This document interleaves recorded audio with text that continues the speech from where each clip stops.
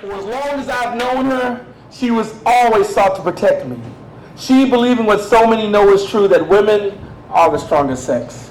And with my years of observation and research, I have not found evidence to the contrary, so she seeks to shelter me from the self-inflicted bruises of ego and insecurity. Because we men, well, we like to believe that we're impervious. And this assumption can hold true when tested against the threat of physical harm of our person, but our emotions, that's a different story altogether. They remain immature and undeveloped. See, while girls were forced to wrestle with the issues of self and value at the tender age of 2 and 3, we were playing with G.I. Joes with kung fu grips. As young women were experiencing the cycles of womanhood and the amazing gift of life from which it flows, we were exchanging tricycles for bicycles and bonding in locker rooms and huddles. She was learning that her body was the vessel through which nations are birthed. And we were comparing the lengths of our dicks and watching the growth of our pubic hair like the stock market. So as she discovered more about her body, we were sneaking peeks at the underwear section in Sears catalog. As she began to sincerely explore her connection with her emotions, we were jumping bricks and throwing sticks and just to impress chicks, and it's sad, but it's true. As she gained comfort and confidence in the sensation of just being, we were debating the age-old questions of Ginger or Marianne, VCR or Beta, Marvel versus DC. Beta. So fast forward to this woman who was raised to see herself as an individual by a society that views her as an object. And this man who was nurtured on tits, fists, and hits by a society that desperately needs for him to know compassion. She loves him, and he worships her. She has known love before him, and he wants to believe that she could only truly love him.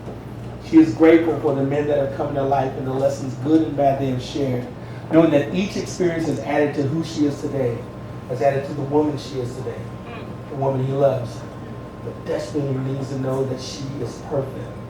White dresses on first and second marriages, it doesn't matter. Wow. He needs for her to be pure. It's in her perfection that he finds value. His worth is intertwined in her innocence. See, he's very aware of the deception and destruction he has wreaked in the lives of others.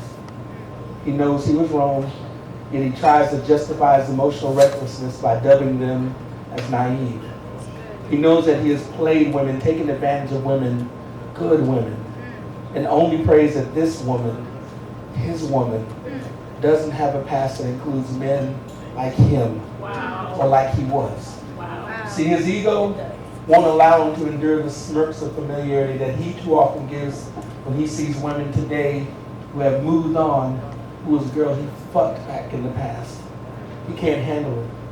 Don't want to imagine his baby doing that thing he did with them, she does with him. And she knows for all the strength and dignity and inner spirit that is the man he is today, if he thought she was less than his alone, he would crumble. Would grow silent, become distant, and some men even violent over the decisions and experiments of 20 years ago. So when he asks, hey, you know that guy we met in the mall the other day? Seems cool. How do you know him again? She says with her Academy Award winning "You Can't Handle the Truth, So I Protect You" face that she has rehearsed so many times, baby, I think I went to school with him. To tell you the truth, I really don't remember.